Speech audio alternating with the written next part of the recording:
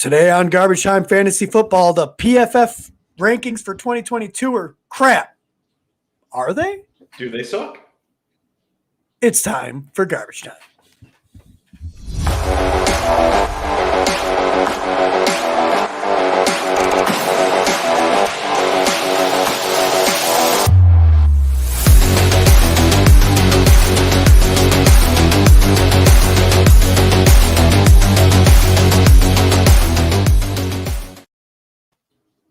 I was bobbing my head and gave myself whiplash. Yeah, now you're all pumped up. Yeah, I'm all pumped up.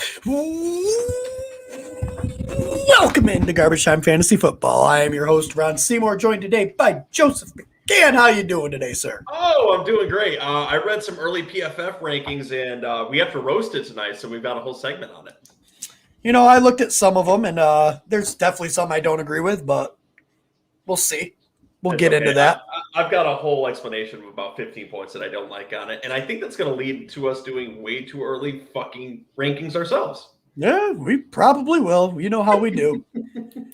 All right, but before all that, we got to get into the news. We do.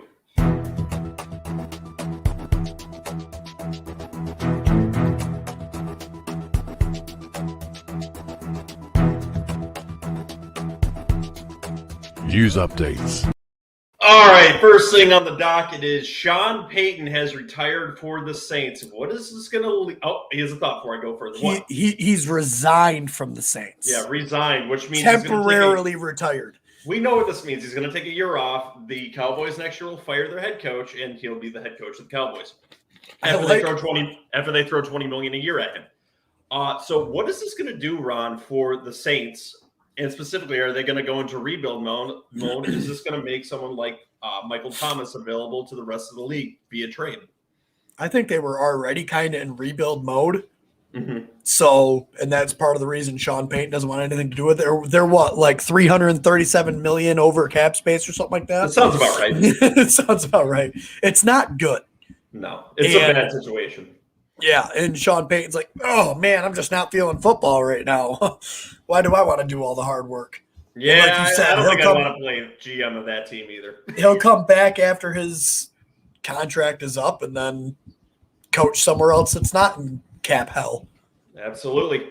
Also reported this week, I've got a two-part piece of news here. Nathaniel Hackett is the early favorite for the Denver head coaching job, and this past weekend, when the 49ers eliminated Green Bay, Aaron Rodgers said he wanted absolutely nothing to do with a rebuilding team. Does he actually believe that's going to be a rebuilding team? Is that just a talking point for more money? Or is he going to potentially follow Nathaniel Hackett to Denver? And what is this going to do for fantasy on both outlets? Yes, and yes to all those questions. Yes. I don't remember what all the questions were now. I do believe that he's done. I do believe that they are a rebuilding team. They are also in cap hell. Mm-hmm. So I don't even think they have the cap right now to franchise tag Devonte Adams. I don't know if that changes if they release Aaron Rodgers. But like as of right now, they literally cannot even franchise tag Devonte Adams. And he's a free agent. I mean, unless they pull some Saints GM magic out of their ass and figure out how to finagle it, it's a mess. You kind of need the players to want to do that too in order to be able to do that. And I don't think they want to. I know a lot of people. I can't stand this cat. I'm telling you. He loves you. Go away. Is he making a special guest appearance tonight? He's gonna make a special. Never mind. I need to pee all up in my ass. But yeah, so I do think it's a rebuilding team. I don't believe Aaron Rodgers goes back to them. And there's no way. He's going to Denver. He's going to Denver. He'll follow that Hackett or whatever that guy's name is. And is that going to potentially make the wide receivers a lot more viable for fantasy football next year? My goodness.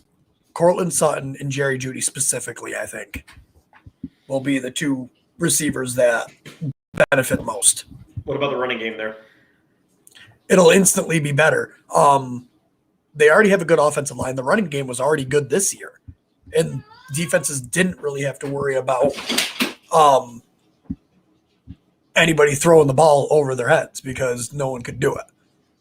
You bring Aaron Rodgers in there, defenses aren't going to be able to stack the box. And Devontae Williams / Melvin Gordon, if he's still there, are just going to feast. It's the dream scenario for a guy like Aaron Rodgers. Any chance that Williams takes the bell cow row should Aaron Rodgers get there?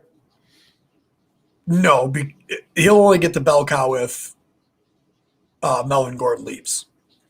Okay, next on the docket too, and right before the Rams and Bucks game, before Cooper Kupp gloriously removed Brady from the playoffs, said that Brady was potentially thinking about retiring after that game, in which he was eliminated from.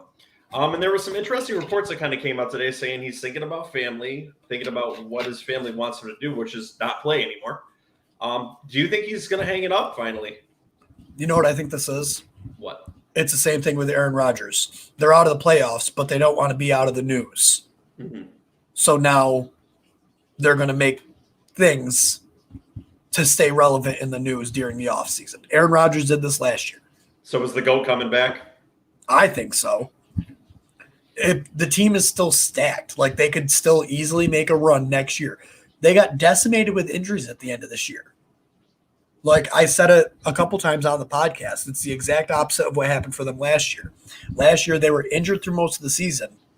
And then right at the end, they got all their players back and made that run to the Super Bowl. This year was completely the opposite. Towards the end of the year, they lost Godwin. Antonio Brown retired himself. So that left them with Mike Evans as their only wide receiver, really. Well, now, what is plan B should Brady actually retire for that Aaron team? Rodgers. That'd be interesting, literally from one Hall of Fame quarterback right to the next. Yeah. And you don't think there's a part of Aaron Rodgers that'd be like, if Brady can win a Super Bowl with that team, I can win a Super Bowl with that team. And be statistically better. I think he'd And love to test it. No, Because he's arrogant like that. It wouldn't shock me at all if Brady said he's retiring and Aaron Rodgers went to Tampa Bay. Wouldn't shock me in the slightest. Someone else I think you should watch out for Aaron Rodgers, and it's kind of going under the radar, is potentially the Colts, too. I could see them trying to swoop into there, too. They have a Super Bowl-ready roster, I think, and Mixon is the Super Bowl-ready quarterback. But they'd have to unload Carson Wentz. They've got a lot of salary cap. They've played with it very well. Yeah, but they owe him. Take on that contract. I think they owe him like $20 million. Like I think they'd be willing to eat that salary cap for Aaron Rodgers. I mean, it wouldn't shock me, but I think Denver's a more complete team than the Colts. I think it's the most likely scenario, and it's the one we've been talking about for the last 2 years, so I agree with that. And for my dynasty team, I really would like it. All right, our next little bit of news, too. Gronk said he would consider coming back to a Brady-less Buccaneers team. Is he fantasy relevant if Brady's not there? I mean, he's a tight end, so he's fantasy relevant as any second-tier tight end will be. So he's only first tier if Brady's there? What about if Aaron Rodgers is there? Maybe. He doesn't have the mind meld with Aaron Rodgers. Okay. And what do you think about the reports of Brian Dable's second interview with the Giants? Is he your next head coach? What would this do for Saquon Barkley if he's there? Well, I don't know, because obviously the Bills were very pass happy, Mm-hmm. but I don't know if that's more because they didn't really have a running back. The end of this year, Singletary started coming on, made it a little bit better, but I think the Giants go heavy on offensive line in this draft. Mm-hmm. We'll see what happens with quarterback. I know JJ said the year that the Bills got this offensive coordinator, Dable, and he brought Trubisky over with him, that wherever this guy went for his head coaching job, because JJ called it, he was going to get a head coaching job, and that he was going to bring Trubisky with him where he went. And, I mean, it wouldn't shock me if Trubisky ends up a Giant. Would he win a starting job in a competition against your quarterback? If he's half the player that JJ always says he is, then yes. I would love to see this training camp dynamic. And at this point, like, I'm having a hard time not believing JJ, because like Justin Fields didn't look great for most of the season, playing under Matt Nagy. Mm-hmm. Mitch Trubisky looked really good in his rookie year. And maybe Mitch Trubisky was stifled by Matt Nagy's, I'm going to put offense in quotes, because I don't know if that's what you want to call it. I'm going to call it art. I'm going to call it really off. Bad art. I'm going to call it off. Off. Yeah. Yeah, it sounds like you're really wrapping your head around that idea, too. It'll be interesting to see what happens. I'm not 100% sure how I feel about it. I like Dable as a head coach. Mm-hmm. Something I just wanted to get out. Like, I've been thinking about it lately. Like, all these people going after, like, Dan Quinn and these other people. That one kind of baffles me.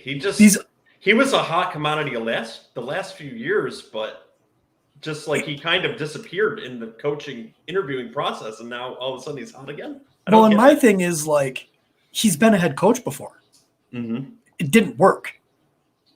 Like, I understand different teams and everything like that, but I don't want to hire someone outside of Brian Flores who is already a head coach, and it didn't go well. Like, I don't like that philosophy. You've seen what they could do. It didn't work. Right. And our nice little bit of news, too.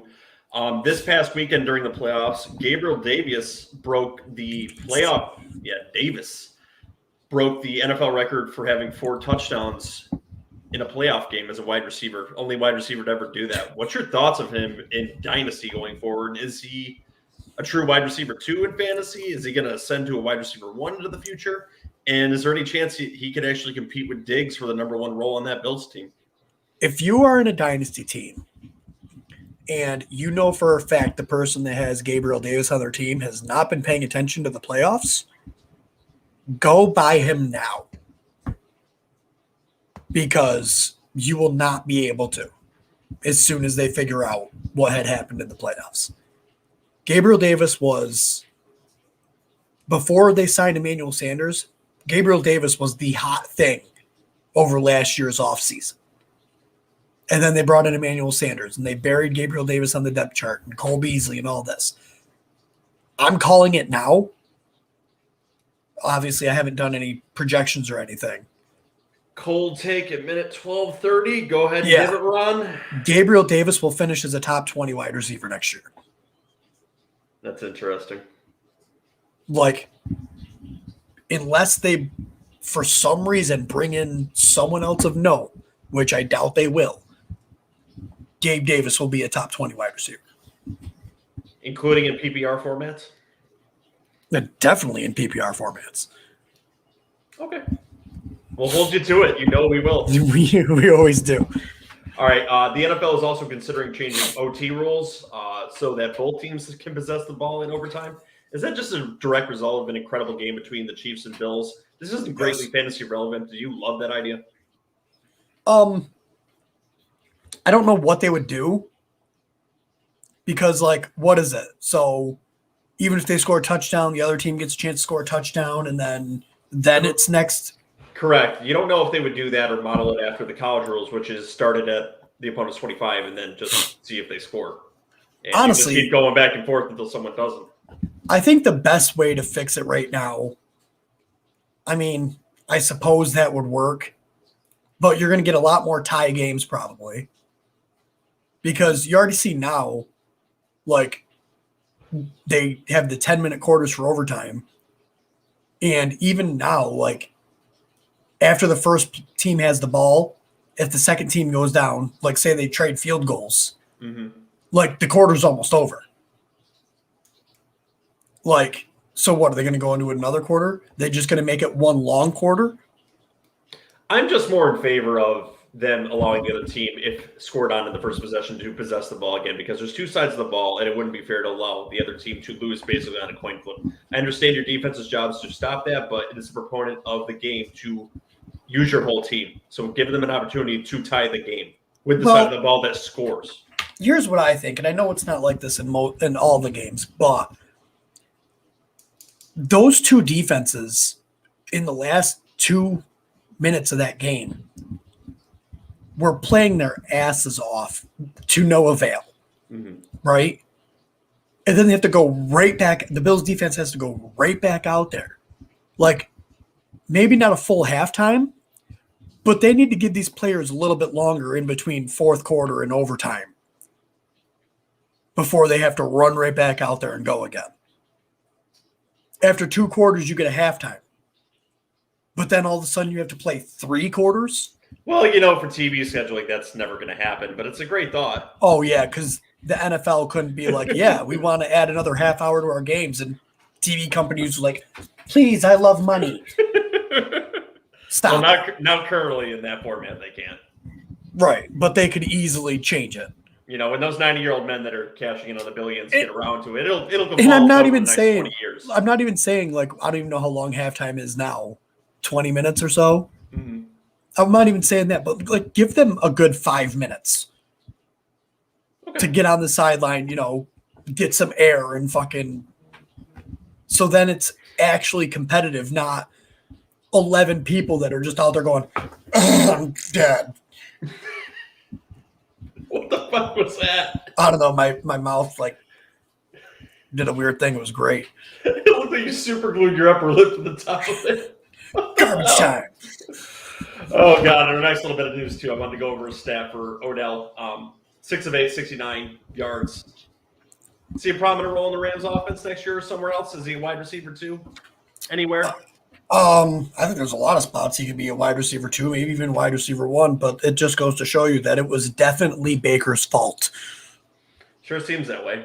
Like, I don't care anymore. Like, I was a little bit down on Odell. He is quite the diva, but it was definitely Baker's fault. Is he playing with the Rams next year? I don't know. I don't know how their cap situation looks. If they can afford him, I'm sure he will. He'd look good in Detroit, wouldn't he? Probably. All right. Last little piece of story I want to talk about. There wasn't a ton to cover up until the playoffs this week. What is your thoughts on AB's portraited photo on Instagram of him with his shirt off saying Bucks eliminated? He's just trying to stay relevant. He's another one of those guys that it's got to be all about him. He was on a podcast with his lawyer today, I think. I can't remember what the name of the podcast or whose podcast it was, but well, they get paid by the hour, so I know I've seen it on Twitter or something. So obviously, he's getting his airtime. Does he ever play again in this league? No. He's done. Nope. Yeah. If he would have just walked into the locker room at halftime, came out with his statement or whatever, true or not, there was a chance that another team would take a chance with him. But doing this with a third or fourth team now being completely ridiculous, he's done. Okay. You'd have to be really dumb to go sign him. And this is where the Giants go sign him, isn't it? Yeah, probably. I mean, why not? Your wide receiving core doesn't seem to be effective anyway. You signed a guy to a $70 million deal, and he had 0 touchdowns for you this year. So, yeah. To be fair, not a lot of people on our team have have touchdowns. And, I mean, Brian Dable wanted him in his offensive four, and Antonio Brown refused to go to the Bills. So, why not try it again with the Giants to bring it back? I mean, you live in upstate New York. Would you want to come here? That's Antonio Brown, one and the same. Yeah. No, not one and the same. I'm just kidding. Odell hasn't had CTE yet. Yeah. Keep playing and it might happen. Football's a tough game. I wanted to cover this weekend's playoffs games really quick with you. Was this not probably one of the best weekends of football that you had ever seen in the playoffs over your lifetime? Well, it was just incredible, especially Sunday. Yeah, I think all games finished with a field goal or overtime. Mm-hmm. First 3 specifically did. Yeah, and then the 4th one went into overtime. I actually stayed awake to watch the Sunday night game, even though I had to be up really early for work because there was 0 chance I was going to bed because I knew what that game was going to be. To see 4 score changes in the last 2 minutes of football. 25 points. That was... And you still lose with 13 seconds to go. It's just unbelievable the talent that these 2 quarterbacks are. With Josh Allen and Patrick Mahomes into the future, you're looking at the next Tom Brady and Peyton Manning rivalry here. Yep. Are these two going to be the top fantasy relevant quarterbacks for the next 10 years for fantasy football? I don't know if they'll be the top two, but they'll definitely both be up there in the top echelon. I mean, you got your running quarterbacks like Lamar that can always have a stellar year. Kyler Murray, you know what I mean? There's quarterbacks that can surpass them, but they'll always be top 5 outside of injury. Okay. Did you have any thoughts on the Green Bay and 49ers game besides it being shitty, cold, and Aaron Rodgers for some reason just couldn't put it together at the end of the game? No, not really. The 49ers are a team to watch. I know everyone's not giving them a chance against the Rams, even though they've already beat the Rams 2 times this year even. So it is hard to sweep a team, though. 3 times. What I took away from that game is that special teams is also very relevant in games. And we saw that at the end of the game with what the Niners did to Green Bay and still had a chance to win that game. Yeah, it was quite an upset, and it's going to be exciting to see those 2 teams go against each other because that was a very good end-of-season game, too. There is 2 things I want to talk about the games. 1, the Bengals need to get an offensive line. Yeah, because they're getting Burrow killed. 9 sacks. That's a playoff record. 9 sacks. Playoff record, but they still were able to win, which is wild. The Rams better figure out how to hang on to a ball or they will not win the Super Bowl. Because you do not lose 4 fumbles and win games very often. Well, if we get what I'm thinking, a Rams-Chiefs Super Bowl, which kind of seems inevitable at this point, the last time these 2 teams played was during the regular season, and both teams scored above 50 points, and that's when Jared Goff played for the Rams. Yeah. So what are you going to get in a Super Bowl with these 2 teams? Other than an offensive slobber knocker. Honestly, I think that's typically what happens when you have high expectations. Yeah. I think the Rams would win that. I know the Chiefs' offense is powerful and everything, but their offensive line still isn't the best. And that Rams defensive line is Madden level. Like you do a fantasy draft on Madden. That's the offense or defensive line you put together. Like Aaron Donald, Von Miller, Leonard Floyd, like you can't double all of them. It's crazy. Their window is now, put it that way. Yeah.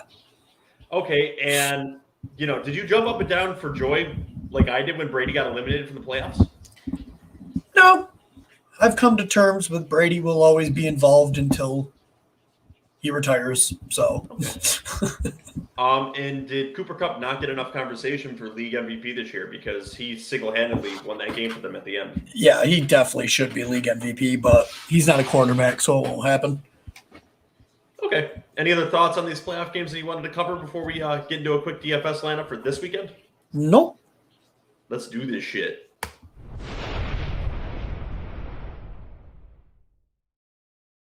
All right, I'll start us off if you're more happily obliged. Yeah. All right, so for my DFS lineup this weekend, my DFF lineup apparently I can't talk tonight. I started off with Matt Stafford this weekend going up against the 49ers. I think he's going to look to redeem himself. Mm-hmm. He's a little bit cheaper of an option to have a more well-rounded lineup for this weekend. So I've got him at 6,300 going up against the 49ers. There's not a ton of choices this weekend. There's 4 teams left, guys, so it is what it is, right? You just got to hope they have the best lineup here. Next, I went with running back Cam Akers at 5,000. I think he's a pretty decent, cheap option. It allows me to spend up at other positions. Next, I went with running back Joe Mixon because he's going to be the absolute focal point, I believe, of that Bengals offense because the goal is going to be to keep Patrick Mahomes out the field. So look for him to be the focal point of that offense at 6,800. Next, I went with the dark horse MVP of the season, Cooper Kupp, and my new favorite player for eliminating Tom Brady from the playoffs at 8,800. Don't get me wrong. Big fan of him. There's other good receivers, too, still in the playoffs. But how can I not like him after he eliminated Tom Brady? So he's going to my lineup just on that, 8,800. Next, wide receiver T. Higgins, who I think could get a lot of work should the Bengals fall behind early in this game at 5,700. A good value. Next, I'm going with a wide receiver that's had a little bit of a small breakout for the Chiefs, Brian Pringle at 4,300. He's been playing solidly for them. Not their number one wide receiver, not even the number 2, but he's had a pretty good playoffs or DFS. So I'm going with Brian Pringle at a value of 4,300. Next, Travis Kelce at 6,500 because he's the big boy. He's the best tight end still in the playoffs currently. So Travis Kelce, 6,500. Next, I'm going with another Chief because I think they're going to absolutely murder the Bengals this weekend. Even after them beating them during the regular season, the Chiefs are playing at a whole other level now. I don't expect the Bengals to hang with them this weekend. So I'm going with Mecole Hardman at 4,000, keeping a decent value there. And because I've got no money left, I'm going to have 0 points with the Bengals defense at 2,600. Yeah, I don't hate it. You said the Chiefs are going to destroy the Bengals, and it's like probably that's where I really wanted the Bills to win. If the Giants don't go to the Super Bowl, I really like it if someone who hasn't been in a while went. Mm-hmm. Like I like seeing some discrepancy sometimes, So if the Bills went, we had Bills and Bengals. One of them was going to go to the Super Bowl after neither one has been since at least 94. Like, I was really hoping, but yeah, it would have been pretty cool. But don't get me wrong, I'm not at that point where I hate Patrick Mahomes, and he's only won 1 Super Bowl, and he's fun to watch. Yeah, if this happens 4 more times, I might get to that point, but we're not there yet. I don't know if he's still fun to watch. He's not nearly as annoying as his family, so. Calling you out, Jackson Mahomes. He's an interesting soul. Let's put it that way. Yeah. All right. Do you have a DFS lineup for tonight? No, I haven't made one yet. I would say we have a comment for the Heckling fan of tonight, but it's just a bot, so we're going to skip over that. Oh, no way, bot. Oh, no. Stupid bot. A clown, just like these rankings. Are you ready to get into the PFF lineup? Hell yeah. And for that, we have a nice new drop. Bring us into the new segment, Adam Gase.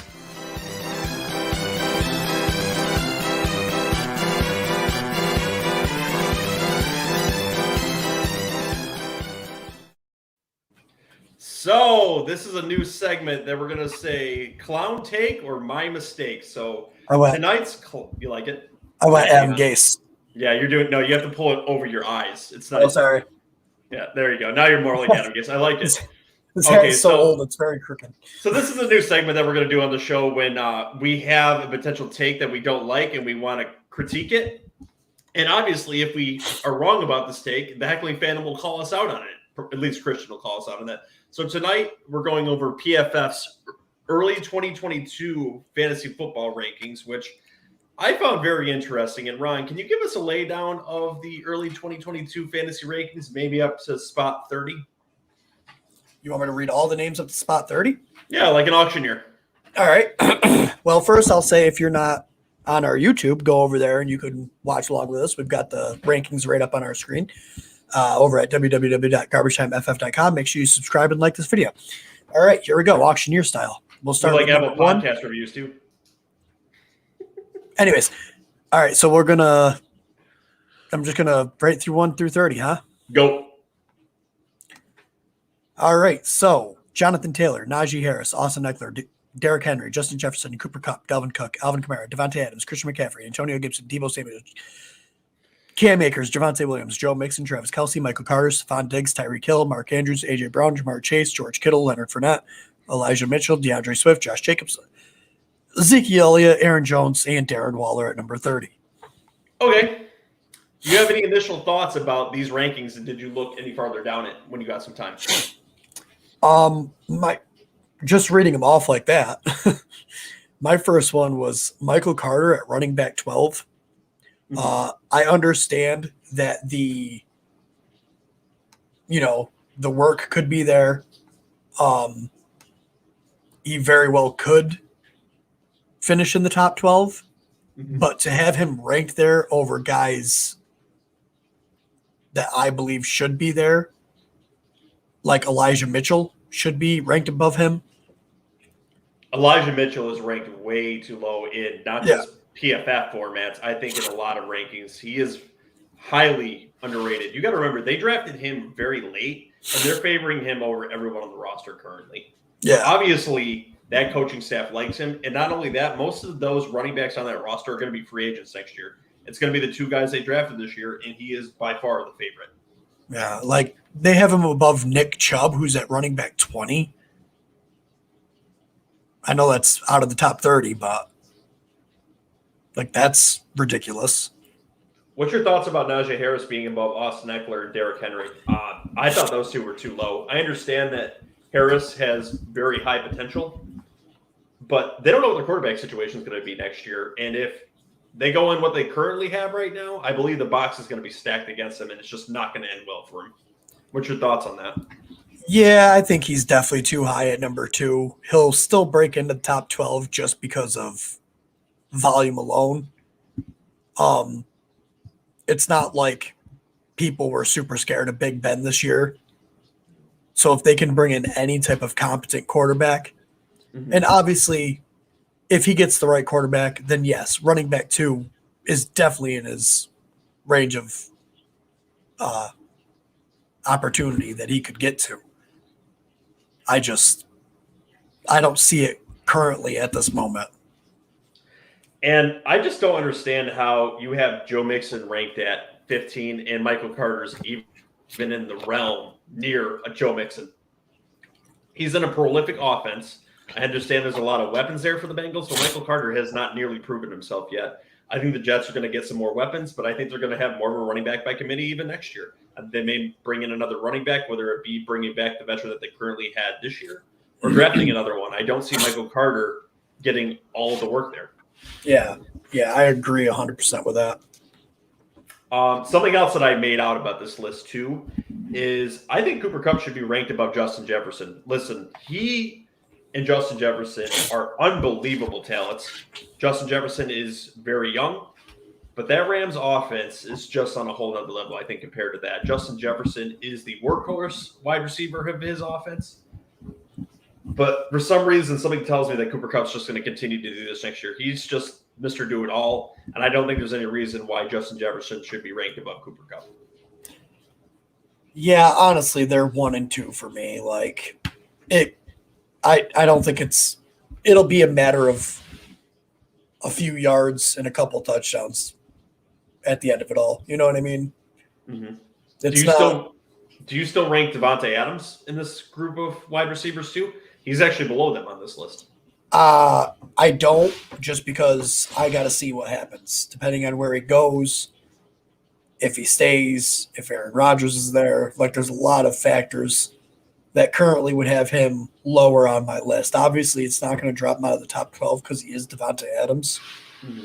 But as of right now, I'm okay with him being 3. I would probably even rank him a little bit lower.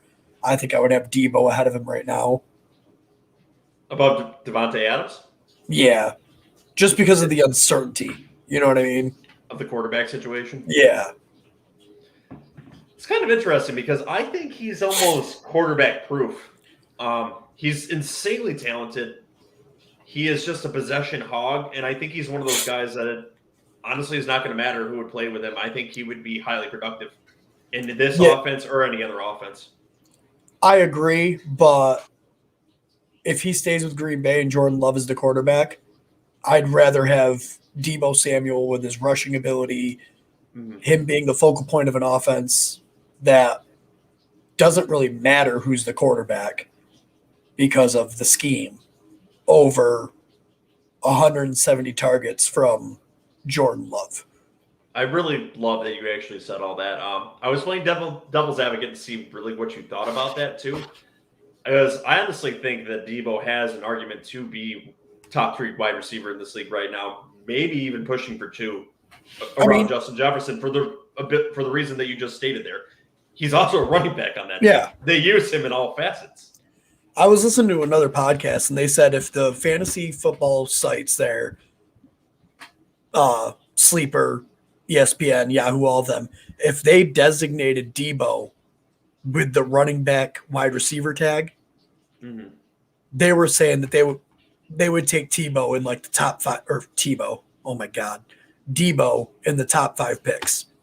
I wouldn't take Tebow either. No, not Tebow. I can't say I wouldn't take Deebo in the top 5 picks if he had the running back designation. May I be a little bit guarded before we come up with our way too fucking early rankings here? Yeah. But could I say I would not be surprised if one of the 4 of us actually had 4 wide receivers listed in our top 10 at the end of this? And this is after most of us ranked our top 10 players with only one wide receiver last year? Yeah, that's crazy. Could you see that happening? Are we just talking like top 10 overall? Yes. I could definitely see 3 wide receivers. Here's the thing. I know last year, this is another thing I was thinking about quite a bit. Last year, me and you in particular, we were like, get your running backs, first 3 rounds. Get your running back. You need them. They get injured a lot, yada, yada, yada, which we were kind of right on. But, like, the wide receivers right now have been so explosive. Cooper Kupp, Justin Jefferson, Deebo Samuel, obviously Devonte Adams, depending on where he goes. Jamar Chase. Like, these guys are phenomenal wide receivers that could put up monster points at every given week. Like, and just going to the PFF rankings too, what players do they put around him on this list? Put around whom? Deebo. Antonio Gibson, Christian McCaffrey, Cam Akers, Devontae Williams. Like, looking at this list, I could tell you right now, Jonathan Taylor would definitely be my 101. Derrick Henry would probably be my 102. And then it might be like Justin Jefferson, Cooper Kupp.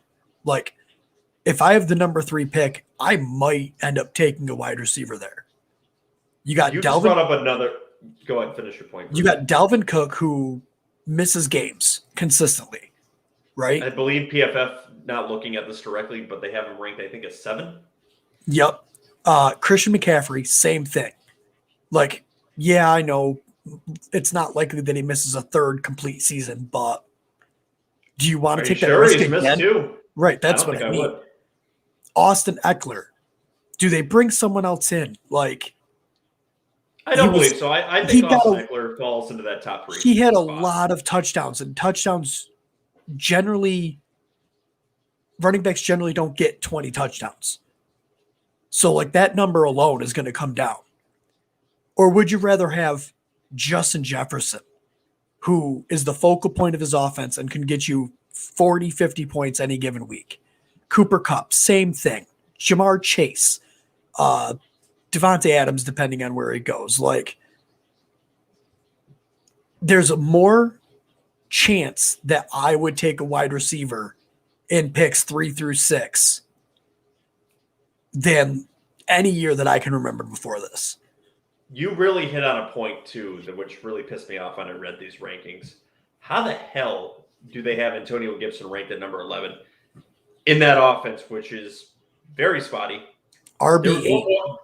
Ridiculous. He wasn't even starting for his team at one point. We were concerned that he wasn't going to come off the bench until they realized, oh, he's actually the most talented running back that we have on our team. Not only that, you have questions at the quarterback position. You don't know who the starter is going to be.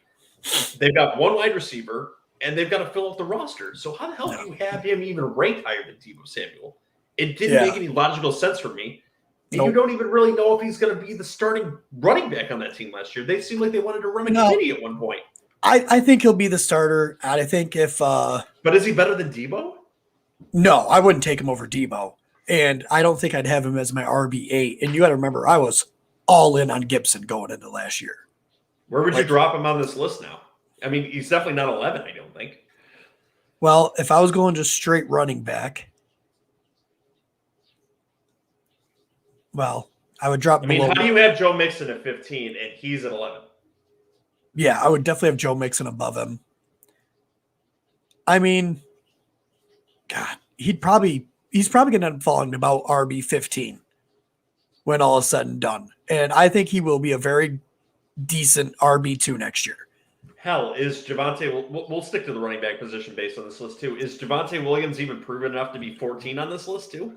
I understand you're projecting, but he was in a running back committee. Yeah, if Melvin Gordon is gone, RB10 is too low for Devontae Williams. If Melvin Gordon is gone. If he's not gone, 14 is too high for him though. Well, yeah. I was trying to wrap my head around what you said. I'm getting tired. No, you're right. you're right. Like, it is too high for him if Melvin Gordon stays there. I don't know. I'm looking at these rankings. It just feels like these are just thrown together. So this goes back to the title of this episode. Do these rankings suck? And I say yes. I feel like they took no time throwing this shit together. Well, Michael and I keep Carter looking. 17 pisses me off. I keep looking around to see if this is like Dynasty, but it doesn't say anywhere for Dynasty. No, so just like for general fantasy football, I think. Yeah, and I just. And if you go farther down the list, they've got Josh Jacobs listed in front of Zeke Elliott, which is a much more prolific offense. So I don't think that's right either. I'm very down on Zeke Elliott. Explain. I think he loses more and more touches to Tony Pollard. Okay. He hasn't looked as explosive. He still gets you those grind him out yards, but Tony Pollard comes in a lot more on third downs. He's more the passing guy. I just don't think Ezekiel Elliott is going to be that surefire. Like, he didn't get 1,000 yards this year until the last game.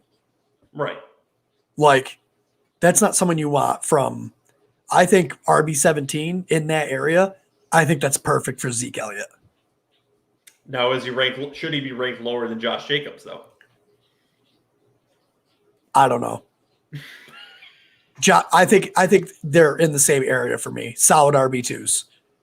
I would take Zeke over Jacobs any day. Another running back that really pissed me off was, and you didn't even get to read this. His name wasn't even in the top 30. You want me to Saquon Barkley all the way down to 56. So do the math. Wait, you want me to read 30 through 60? Go ahead. All right. So starting with 31. James Conner, Deontay Johnson, Nick Chubb, Keenan Allen, DeAndre Hopkins, Kyle Pitts, Jalen Waddle, CeeDee Lamb, Calvin Ridley, Chris Godwin, T. Higgins, Adam Thielen, DJ Moore, DK Metcalf, Marquise Hollywood Brown, Michael Thomas, Josh Allen, Tyler Lockett, Clyde Edwards-Helaire, Hunter Renfrow, Saquon Barkley, Mike Evans, Terry McLaurin, Chris Carson, A.J. Dillon, Robert Woods, Brandon Cooks, Amari Cooper, Elijah Moore, and Amon-Ra St. Brown. All right, before I get into my rant, is there anything that you took out of it that you didn't like? Immediately? Because I think I know where you're going with this because I'm going to say the same name. Well, I don't know. You're probably going to say, I heard you start saying Saquon Barkley at running back 22. I think that's a little bit low, but I also understand why they put him there. So you're telling me you would not draft Saquon Barkley until the 5th round in a regular 12-team format based on that math? Saquon Barkley not going to the 5th round. Well, 2 years off his ACL injury with new coaching staff coming in, probably a better offensive line after this year. Well, you got to remember, they've got him at 51 overall, but this is on future projections, though. This isn't based on what we think is going to happen. No, I know, but like, are you really going to take the tight end 4 over your running back? No. Then why isn't the running back listed above it? Because it makes no sense. This is end of the year rankings. So yeah, the tight end 4, Darren Waller, might finish with more fantasy points than Saquon Barkley. The thing is this isn't end of the year rankings. This is 2022 projections. Right. What they think they're going to be at the end of 2022, I think. Right. So Saquon's just going to keep falling farther down the ladder? I don't believe that. No, to a point where you're not taking him until the 5th round? No. You're not listening to me. So you're in the 3rd round, right? Yep. So they've got Darren Waller at number 30. So that would essentially be 3rd round. Mm-hmm. Are you really going to take the 4th tight end off the board before you take a wide receiver like CeeDee Lamb? Would you take CeeDee Lamb or Darren Waller? Probably CeeDee Lamb. Okay. Jalen Waddle or Dylan Waller? Waddle. DeAndre Hopkins or Darren Waller? Hopkins. Keenan Allen or Darren Waller? Waller. Yeah, see, they've got all of these people listed below Darren Waller. But you got to look at the position. Now that is just an oddity right there because I would still take Saquon Barkley next year in the 2nd round. That is insane to me. I'd have that to makes be no sense. he personally burnt me this year, so I might be a little bit later in the second round. Mm-hmm. But and if we're gonna do that and base it on rankings on at least in playing, why is Michael Thomas still up at 46? He hasn't played in 2 years. Solidly in 2 years. Why is he at 46? Wasn't it 2 years ago that he broke the record? No, I believe wasn't he out the previous year, if I'm not wrong? Oh yeah, because he tried playing Yes. with Drew Brees in his last season. Yep. Yeah, and no, he was actually, out this entire season. I don't like that ranking of him at wide receiver 21. No, he needs to be much lower on that list. Calvin Ridley being at wide receiver 14. Like, I understand why, but we don't even know if he's going to be with the Falcons. We don't know if he's going to be playing football. Like, you gotta drop him until you know. They're putting him in the ballpark of DK Metcalf at 46. It's unbelievable. Yeah, no, I absolutely hate these rankings. I legit was fuming when I was reading them. Like, did they just like put this in a lottery ticket haul and just see what I'm trying to do is I'm trying to look at like the positional rankings here a little bit more when I'm looking at them, but there's still even more. See, you're giving them more of the benefit of the doubt when I was just shitting on it. I looked through this and I'm like, there's so many discrepancies. I don't even see the concept behind this. I don't recommend using lists like this when I'm drafting anyways, because you got to be more picky about what positions you're drafting. Mm-hmm.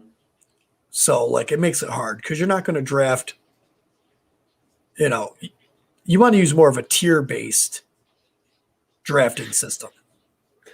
Okay, why were your eyes buggy out a minute ago? You looked like you were looking at something that just did not stand out to you right either. The fact that A.J. Dillon is running back 24, I think he crushes that next year. I think he finishes more top 15.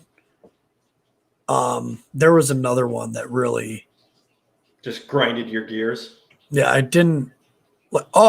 It was in JJ will like this because it's ridiculous. David Montgomery at running back 25. Like, stop it. No, and he was really excited to come on this episode and just couldn't because of technical issues, and he was ready to toast this list just based on that alone. I don't know if you're looking at what I'm pointing at here. J.K. Dobbins of the Ravens at running back 34. He's going to crush that, but please keep ranking him that low because I'm fine with it. Yeah, no, if he's going that low, I would definitely pick him, but that injury does concern me, so I don't so much have a concern. I'm not really concerned about that injury because it was an ACL and it happened in July, August? Training camp. Yeah. So he's had Akers came from his quick too. And that was an Achilles. This is just an ACL. Yep. So I hope people fade him because of his injury. I will have so much shares of J.K. Dobbins if people fade him from his injury. Okay, so what is the verdict on this list, Ron? Is this a palpable list that you can actually take something out of, or is this just trash? I think if you are looking at this list in order and you're looking at it like just, these are their rankings.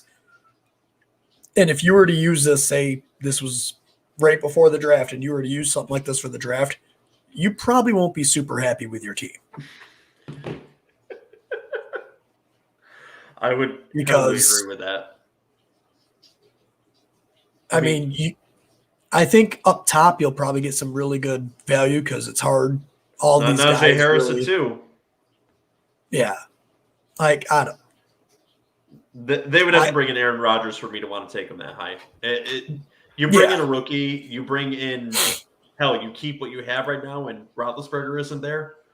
There's no reason he's top two. They're just going to stack the box against him. I understand he's going to get a lot of work, but I'm sure these rankings will change a lot throughout the offseason with new information and everything. So, but I hope this is what they were just attempting to do is create some controversy so people talk about this list.